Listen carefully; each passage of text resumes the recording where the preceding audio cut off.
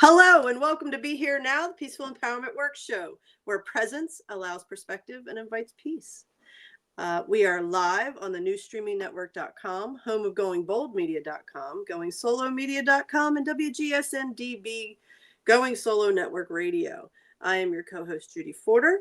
My friend Janice is working today, and as she says, you're never alone. I have my very special guest, Miss Kris Burke, with us today. Kris, thank you for joining us. This is where we go. Thank you for having me, Judy. It's a pleasure. Yes. And for those of you that have been following the show since the beginning, Kris is back. For those of you new to the show, Kris and I co-hosted the show for the first season. And I like to call this the second season. So Kris is back to talk to us about some new things going on in her life. Very excited to share. But before we go there, we are going to, Janice usually rings us in. She has a beautiful singing bowl that rings us in and grounds us into the energy of the show. So instead, I have my nice little pan drum.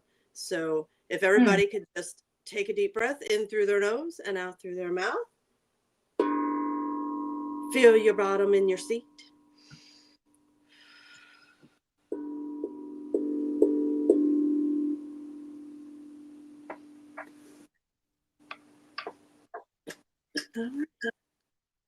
Excellent. Okay, so we will share that Kris Burke is the heart behind MasterfulU.com, MBA holder, and intuitive shaman and animal lover. All those things, very true. That's my dog and birds over here. Exactly.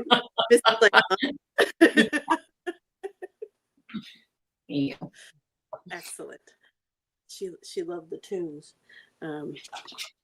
Okay, so we're going to get started with a good news story. If we could roll right into that, Silverio. Excellent. Today, you know, when Janice is off at work, she still sends the good news story and she sends the weekly affirmation. So this is from Janice. And this is a little boy. His name is Aze, I believe it is. And he's a 1-year-old boy that randomly loves to hug people. So if you would like to roll that beautiful footage, we can check out the video that Janice sent for us. Oh, you're the sweetest thing. You're so cute. Say thanks. Yeah. Oh, so sweet. See ya. You too. Say thank you. Oh, you're Say thank you. Hi, sweetie. Oh, I got a chance to meet you.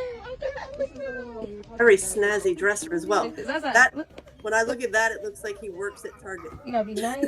Okay, back up. Okay. Oh, okay. That's so sweet. Hi. Hi. How you doing?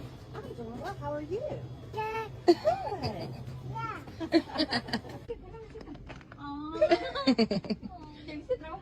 Say bye. Bye. Oh, you're so cool. Thank you. Yeah. Yeah, right? Keep saying one because I'm 18 months. Exactly. What's his name? Azai. Azai? Yeah. Aw, you're so handsome. What do you say? No, say thank you.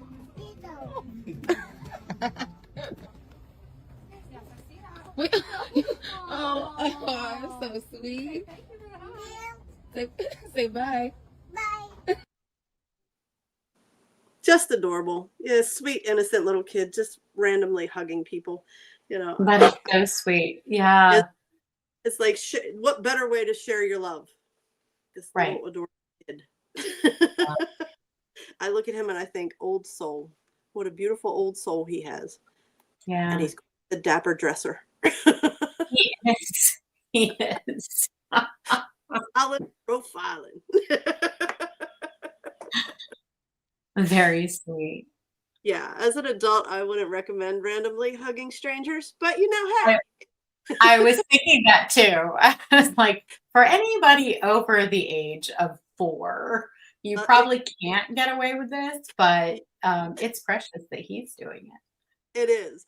And it reminded me, and I think it was back before COVID, where you would have the random people holding signs saying free hugs, or started wearing t-shirts that said free hugs. So, you know, maybe post all that. It might start up again. Who knows? All Yeah. motivated by this little dude. I know. All know. right. Just And takes one big heart, right? exactly. You know, he's dropping his little bombs of light everywhere, light and love. Mhm. Yeah. Okay. So that's from the Joy-Filled Story Time with Janice. Now we're moving on to Attitude is Everything, where she sent in her weekly affirmation for us. Let's take a look and see what that is. I am worthy of love, respect, and kindness, and I choose to give that to myself every day. I embrace who I am, flaws and all, knowing that my imperfections make me unique and beautiful. Mm. Yeah, that's very nice. I was working with a client last night who admitted that she's really struggling with the whole mirror work thing, because this is where we talk about mirror work. And the message to her was, you know, if you can't look at your whole self in the mirror, go eye to eye. Look directly into your eyes, because the eyes truly are the window to your soul. Mm-hmm. And this is the, you know, the message. When you can start there, then everything else, your awareness just begins to expand. Yes. And you and I were talking in the pre-show a lot about how your subconscious works in images. Right. Yeah. So you want to talk a little bit more about that for the people? Yeah. Well, the symbols that we see, the images that we see, actually create a feeling, an experience for us, and that will get stored in our subconscious, and we'll make an association. So, for example, you know, a dog growling or the picture of a dog baring its teeth will potentially change how you feel about going to the post office if you happen to run into a dog there, right? You could have a subconscious experience of fear about going to the post office because you saw a growling dog when you were there. That's how Right.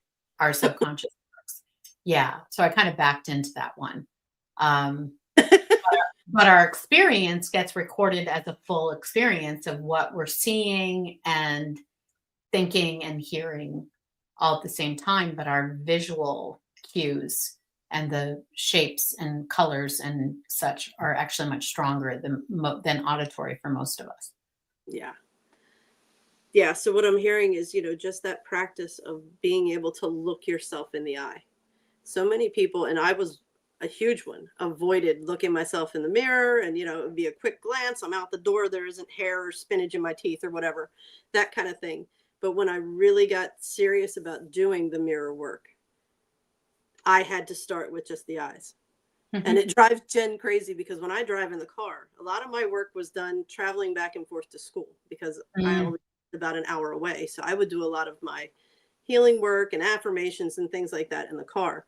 So I would always flip down the visor and then open the mirror so that I could just see my eyes, which sounds a little challenging when you're driving, but, you know, I did good. Right. But start with the eyes. And it's to the point now where I still drive like that. And I feel like I'm checking in. Are we good? We're good. Okay. Because brother always says, you know, our eyes don't lie. And he says that when, you know, how are you feeling? If I'm not feeling well physically, he'll be like, how are you feeling? I'm good. No, you're not. Your eyes don't lie. Right. And it's that for everything. So start with the eyes, people. Absolutely. You know, I remember Louise Hay sharing a story about a woman that she was helping to heal. And the woman was terminal. And she started with mirror work. And the only thing that she could find in the beginning that she loved about herself was her eyebrows. She was like, I love my eyebrows. I have good eyebrows. So she would talk focusing on her eyebrows.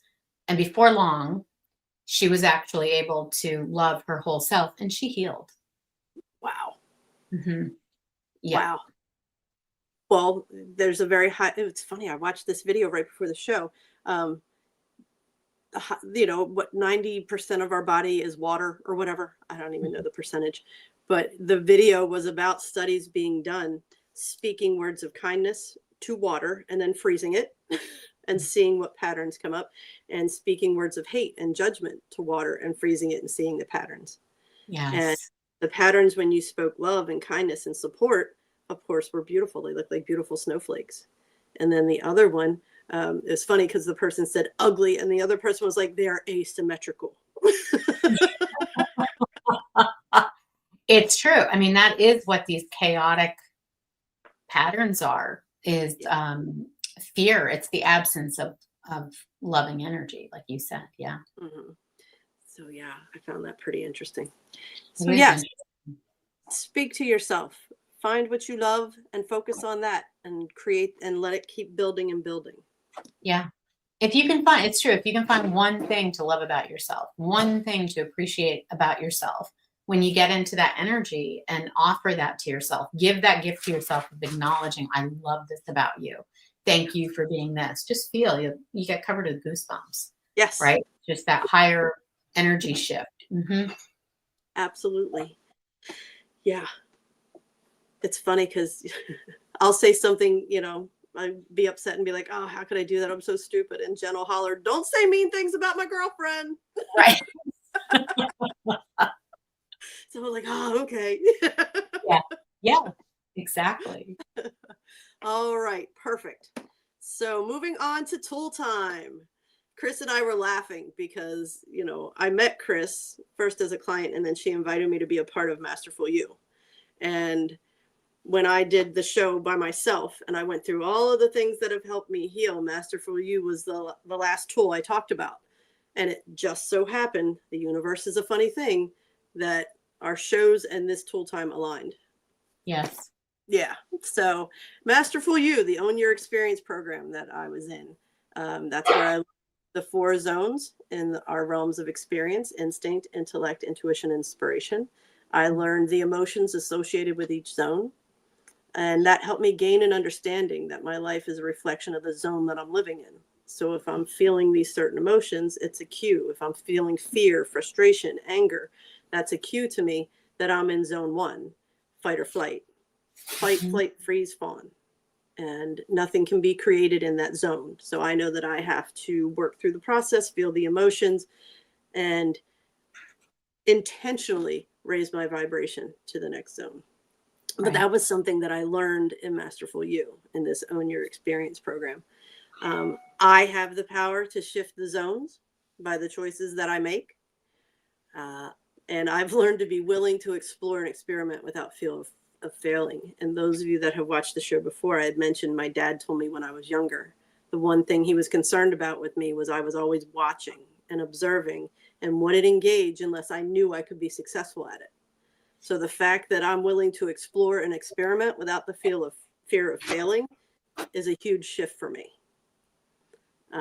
And now I dare to dream of something more and invite the universe to show me how good life can get. Yes. Yes. And, you know, those of you that watched the show with us when Kris we were co-hosting together, and our new folks. So Vario, if you go to the next slide. We have our realms of experience map that was extremely helpful for me. And we just talked about images because the subconscious works in images. And when I think about being in zone 1 and working through instincts and things like that, these are the images that I see. These are the things that come to mind. And it's extremely helpful. Because the image, for me, image is everything. The image comes to me first, and then I can wrap my head around the words and the message. But, you know, Kris, we've worked with this map extensively on the show when you were on. And it's because it is a tool that is extremely helpful. And this is just one of the many tools that we learned and gathered in Own Your Experience. But this is one, like, you know, to this day, I still reference the zones, and the people that were in the class with me. That's how we have conversations. It's like, how you doing today? Oh, I'm feeling kind of zone 1-y, zone 2-y, you know, things like that. So it really opened up a dialogue for us to be able to put words to what we were experiencing. Yeah, absolutely. My favorite thing about the map is that it takes us out of that mindset of what's wrong with me and puts us in the, okay, where am I? Exactly. Right? Because every single human alive on the planet has zone 1 experiences, zone 2, zone 3, zone 4. We all have the full range of experiences, and we, as Judy said, can move. So it takes it away from what's wrong with me and allows us to say, where am I? And am I going to choose something different? It's very powerful.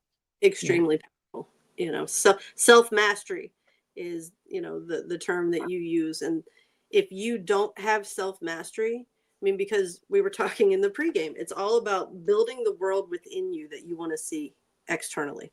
Right. We've been taught that it's the opposite, that if your external world is good, then your internal world will be good. And it's been going on for hundreds of thousands of years. And I think we've proven effectively that that's bullshit. Yes. Yes. I would agree with that. It's so true. When you're at peace internally, the people who show up in your life are peaceful. Mm-hmm. Yep.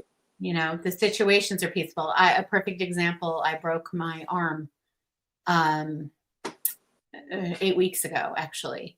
Mm-hmm. And while that does not seem like a peaceful thing, the list of positive things that came out of it, and actually I was able to move through it really smoothly.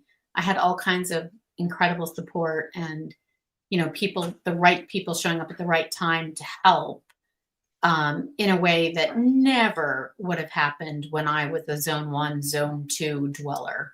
Mm-hmm.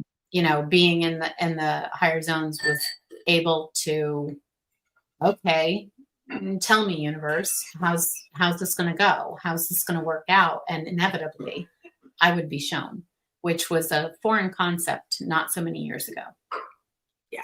And it's funny because I'm thinking one of the best examples that is most relatable to people, and you might not agree with me, but in my perspective, is your dog, Missy.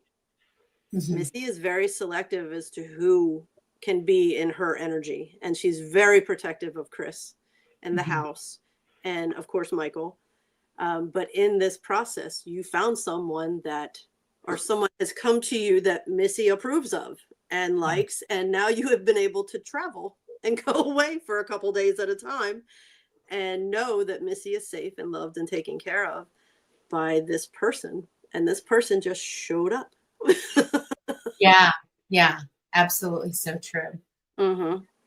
Yeah. And that's just one of the many things. Mm-hmm. Yes, absolutely. One of the many things. We had all these limits to not being able to do this or that because I am an animal lover and take like making sure that my animals are in a good space very seriously. Absolutely. And my husband totally supports me in that. So yeah, it was somebody showed up, was a godsend. Yeah. Who we could both say we feel good about leaving. The animals are happy when we get back. They're not mad. Mm-hmm. You know, that's how you can really tell. Yeah, the funny thing is Missy's the one that pops for me because, you know, your horses are not that they, Lord knows, they all communicate and they have feelings and opinions too. But Missy is the one that's most verbal about them and the growling and the barking. Yeah. It's so true. She likes to imitate a dragon sometimes. Exactly. Her dragon comes out. Mm-hmm. So yes, Masterful U is something that was extremely, on your experience, extremely helpful in me learning.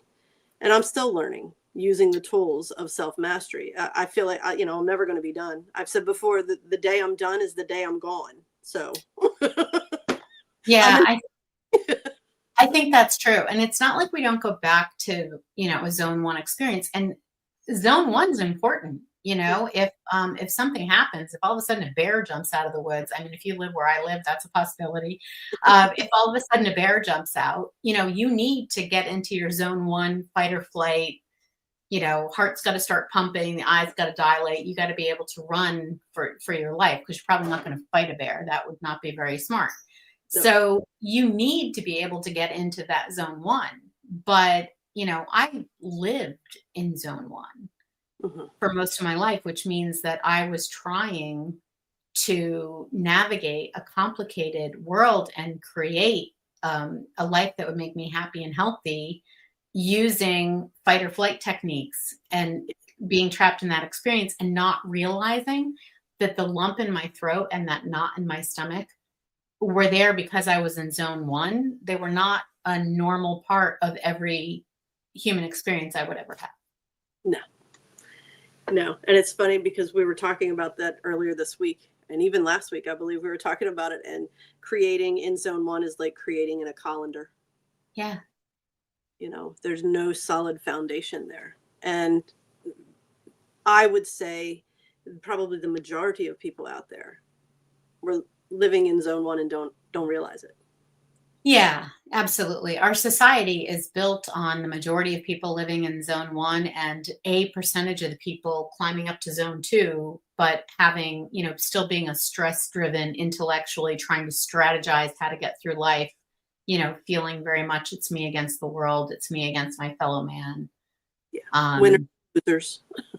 Yeah. Win, lose. It's very much that, that game experience. And there are a few people, the people who write a lot of our books and, offer a lot of insight into other possibilities are living over in zone 3 and zone 4. And they're just open to the inspiration that we all have access to. Mm-hmm. We just may not trust it, or we may not be clear enough in our minds or our hearts to receive it. Exactly. Because that does take work. When you're in zone 1, really your body just wants to get the hell out of there. Yeah, it's all about surviving. Yeah. Yeah. And just before we break away from this segment, I cannot impress and stress enough the fact that we travel through these zones. It's not always in numerical order or anything like that, but this is the roller coaster ride. We talk about a roller coaster ride. And as soon as I could understand that, and as soon as I could understand I wasn't broken, right, I started to not take everything that happened personally. Right. I really started to look for the lessons. Yeah. And when you do that, it takes that deep-seated emotional response away from it, and it's more of an observation. Yes. And I eventually was able to move into a non-judgmental observation, which is really important when navigating your way through all these things and through life. Yeah. So true. Because when we started, I remember thinking I didn't want to be in zone 1, Mm-hmm. right? I want to be in zone 1. I don't want to be in zone 2. I had ideas like where I wanted to be. Mm-hmm. You're so right. One of the big switches is when you start saying it's just information. Where am I?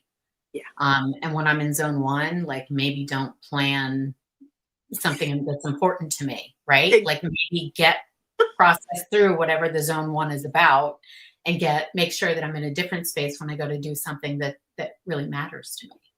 Absolutely. Yeah. Absolutely. Excellent. Outstanding. Okay. I think this is a perfect time for us to take a commercial break, and we'll be right back with Pathways to Peace.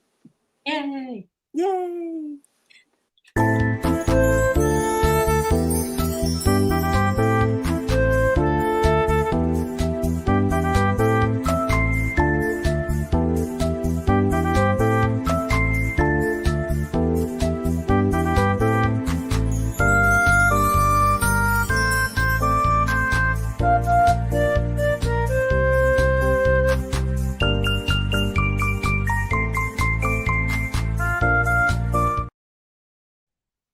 And we are back.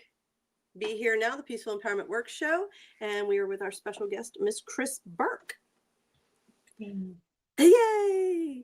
Okay, so we're going to move a little quicker than I talked to you in the pre-show about, because we spent a little more time on Masterful U, which was really important.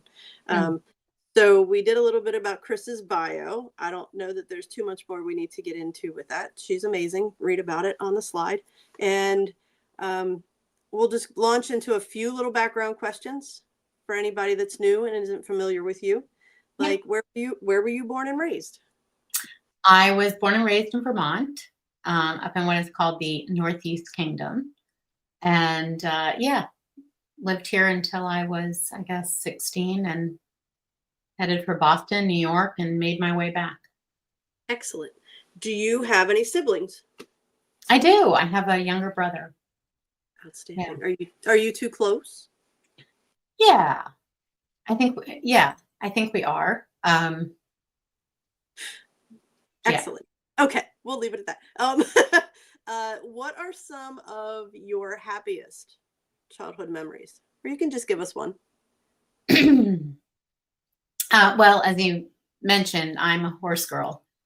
So, and I still refer to myself as a horse girl. So that was pretty much, yeah, having horses, working at a riding stable to support them and to get lessons. So, being able to have a horse in my life was everything to me as a kid. Yeah. What were some challenges growing up? Oh, gee.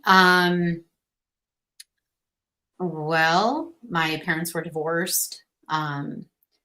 Pretty common. I think, although at the time I remember thinking I was the only one whose parents were divorced, so I felt different and felt an incredible need to make up for that. Okay. You've had, it's difficult doing this with you because I know you so well. Yeah. Same. It's like, what don't you know about me? Okay. So when you left Vermont and went to Boston, like what are the jobs that you've held? There we go. Let's go that way. Yeah. Oh, interesting. I mean, I waited tables. I ended up in Boston. The universe guided me into a position where I was going to school at night for free in exchange for working at Northeastern University during the day, because I did not have the money for college, but was sure I wanted to go. And the universe led me into meeting someone who said, "Oh, you want to go to school? Well, I just left a position where you could go at night," and actually made a call, referred me in. So the chips fell in place that way. I ended up going to graduate school, a 1-year accelerated MBA program in a similar kind of way, where I just met the right person at the right time who referred me in. And so I did a lot of administrative things until I got out of grad school. And then I started running finance departments in advertising agencies. And before long, I actually ventured out on my own because I am an entrepreneur by nature. And so I became a consultant. And what I really loved to do was to go around and help people to get to bring order into the chaos of their financial systems. Excellent. So how did you make that shift to intuitive shaman? Yeah, well, how did I become a shaman? Yeah, interesting. I actually had I was living in Manhattan with my husband. The kids were off to college, and I would go to Central Park or to Riverside Park every day. And I was walking in the park 4 days in a row, and I had encounters with hawks. I mean, like red-tailed hawks. On the fourth day, the hawk flew at my head, and I had to put my arms up like this to protect myself. And I felt the wind from under its wings on my face as it flew by, like it was so close. And so I said, okay, I'm getting the feeling somebody's trying to tell me something. So I went home and I started Googling red-tailed hawks. I didn't know what kind of hawk it was. And then I found out, oh yes, that was a red-tailed hawk. And then I ended up finding out about a shaman circle that was happening at the Open Center in New York City, like in a few days. And I signed up because just intuitively it was like, I don't know, I've got to find an answer. And, you know, if the fourth hawk was like almost hitting me, what was going to happen if the fifth one had to come? So I was intent on figuring out what was going on. And when I told my story to the shaman who ran the circle, because they always ask in circle, you know, what is everybody doing here? And I told my story, a hawk flew by the window of the Open Center in downtown Manhattan. And people were like, oh my God, look. And that was the beginning of me understanding that, oh, the world is always talking to you. Mm-hmm. But if you don't know what question you're asking, you won't recognize the answers or the guidance that you're getting. Oh, I think you need to say that again. The universe is always talking to you. Go ahead. Yeah, the universe is always talking to you. But if you don't know what question you're asking, then you won't recognize the answer, right? Or the guidance. Like you won't, a hawk flying by the window without me knowing that I was on this mission to find out what the message was these hawks had for me, I wouldn't have noticed that day. Wow. Like it just would have been a thing, a bird, a something flying by, having nothing to do with me. But because I was on this mission to find out what's the message these hawks are bringing to me, I was open to, oh, there's another one. And it's here now, which to me said, it just affirmed like I'm in the right place. Right. And so I continued going with the shaman circles and ended up becoming a shaman. And even when I was done, like I didn't even know what a shaman was. I had no idea. I was just following the path because I kept getting these reassurances that I was in the right place at the right time. And I kept saying, okay. Yeah. And I think the hawk represents perfectly how the universe works. Yes. It will continue to do what it has to do to get your attention. By that fourth day, it almost took your head out. It absolutely did. It's like, you're not getting this. You're right. Because I kept writing it off as random. The first day there were two hawks sitting on a very low branch and I walked under the tree. And very low branch. I mean, they were maybe 3 feet over my head and they both just sat there looking at me as I walked under. And I thought, I didn't know hawks do that. Right. So it wasn't until the fourth day that I was like, wait a minute. All right. I get it. Right. Yeah, absolutely. So now I'm going to go ahead and read it. You teach the processes you used to realign with the natural feminine approaches to challenges and opportunities. Your joy is to reignite women's passion for life's adventure, guiding them to trust their intuition and grow the security and satisfaction they crave in their lives and our world. And you now are a transformational facilitator. And in that, you have a book that you have republished and are making available to the world. Would you like to talk to us about your book? Yeah, sure. So let's see, I guess the anxiety attacks actually happened pre-shaman, which is why I opened to noticing the world at all, which is why I even had this concept of the universe might be talking to me. Because I was sent to hospital emergency rooms 5 times with panic attacks. I thought I was dying. And what I was told when I followed through with my primary care was, well, you now have panic attacks. Welcome to that life. And you're going to have to take this pill, 3 of these pills every day for the rest of your life. And I said, well, no, there must be something that I can do to get rid of the attacks. And she said, no, it's psychological. Once it happens, that's it. Very few people ever get away from it. And she said, you have to take these every day. And I said, well, I'm not going to take them every day. I just want to take them when I need them because I don't want to be dependent on them. And she said, you'll take them as prescribed or I won't prescribe them. Oh. And so I said, fine, I will take them, fingers crossed, fine. I will take them every day. And I walked out of there with a 30-day supply. And I said, these suckers have got to stretch until I've mastered this because I'm not getting on that train. Yeah. Wow. Wow. So you're republishing this book, How to Master Anxiety in 12 Seconds. And I know people with anxiety. And I know that people will look at that title and be like, 12 seconds? Really? Yeah, for sure. I kind of don't want to, give it away, but I'm going to actually give it away and then go get the book. But I will tell you what I discovered, again, asking the question, how do I didn't say, is it possible to get over anxiety? I started asking the question, how do I get past this anxiety? And an article came to me. And I've never been able to find it again. Of course, I didn't have the presence of mind to, put it in bronze or whatever, because I didn't know what I was seeing at the time. But scientists had discovered that chimpanzees, when chased up trees by, jaguars, predators, whatever, will run up the trees, fight or flight, zone 1. Mm-hmm. And when they get to the top and one of their brethren is, grabbed and eaten, the chimpanzees would start laughing hysterically. And then after the laughter, they would start rooming again to this calm, return to a state of calm.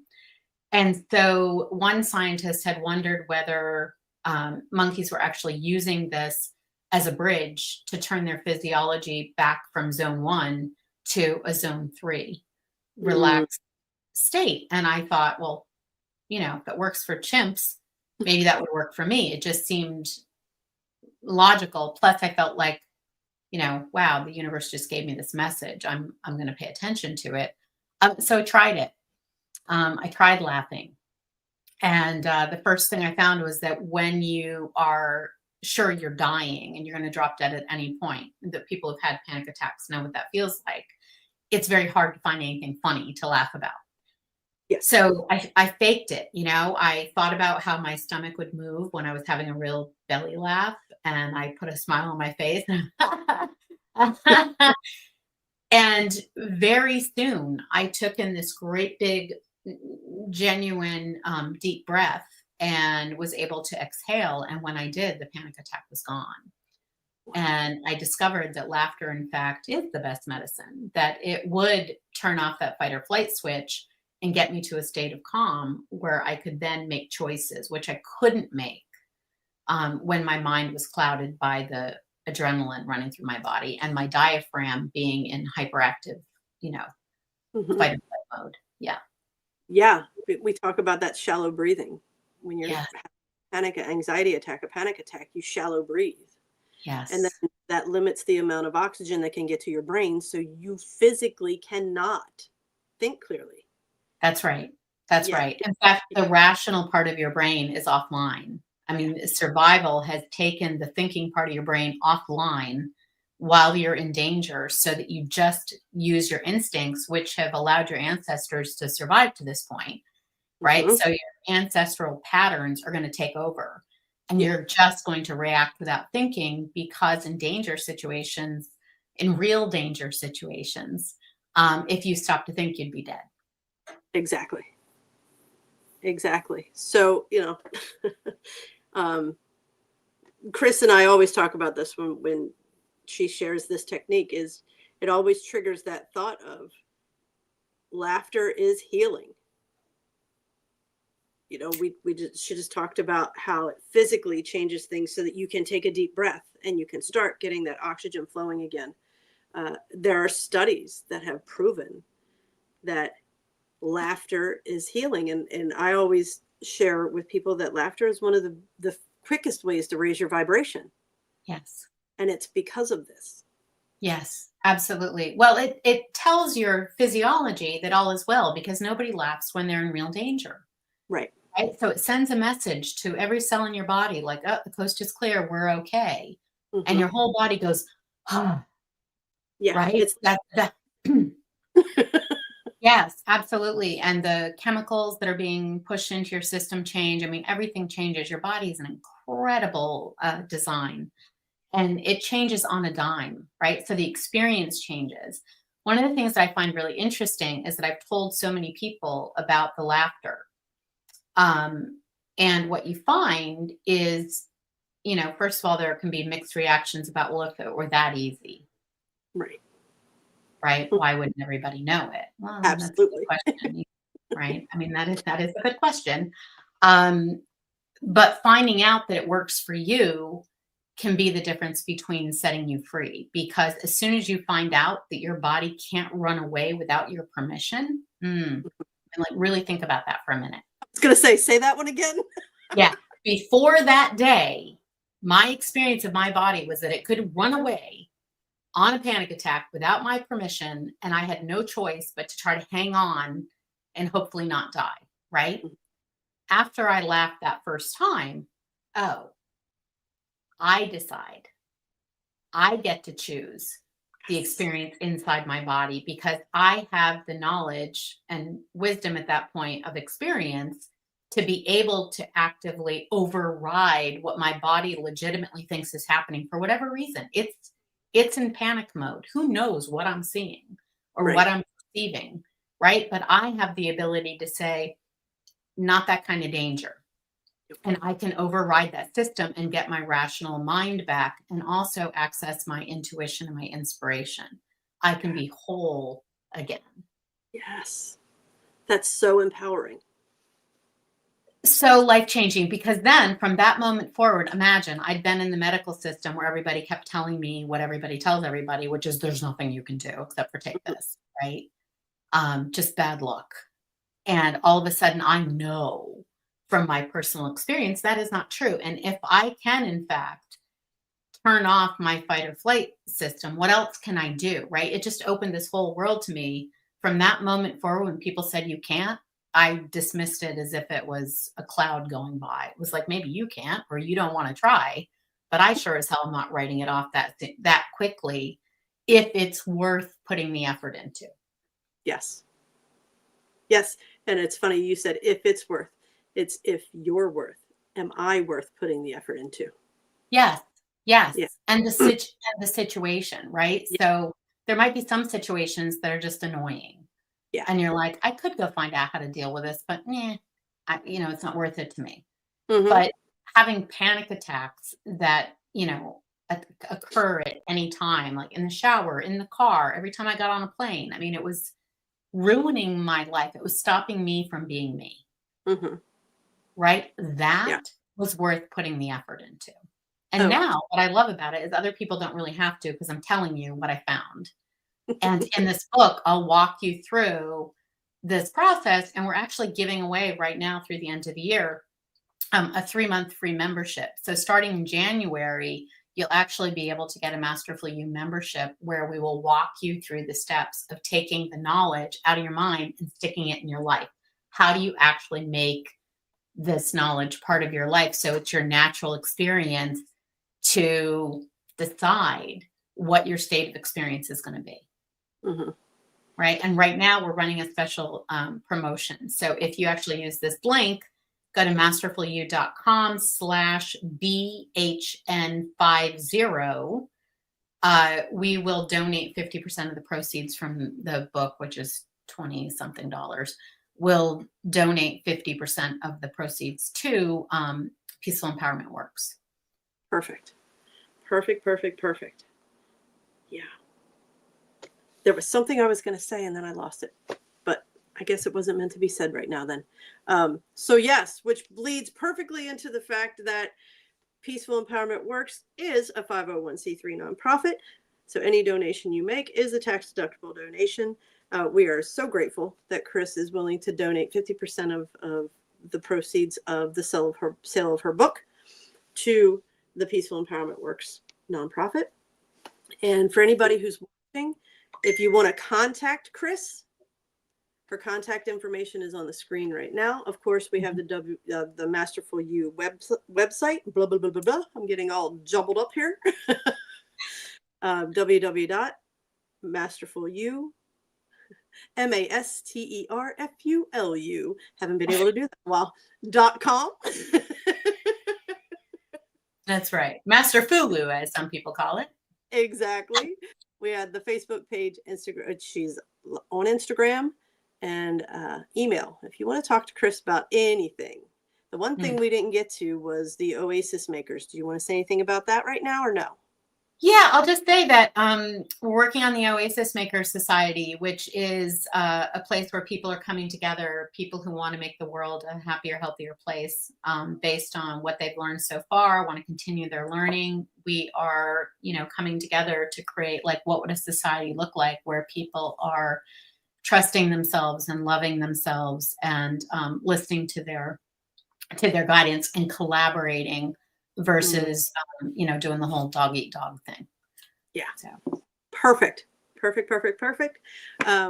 We want to thank everybody for joining us today. Contact information for Kris you'll be able to find on the Facebook page as well as in show notes. We always post them. And Kris, thank you so much for coming and being here, sharing your book. when things get rolling with the Oasis makers even further, if you'd like to come back, we'd love to share that information as well. I would love that. Thank you. Awesome. So we want to thank you for choosing to be here now with us. And as Janice always says, please remember you are not alone, and don't ever forget that you are awesome. Thank you so much, Kris. Thank you, Judy. All right. Bye-bye, everybody.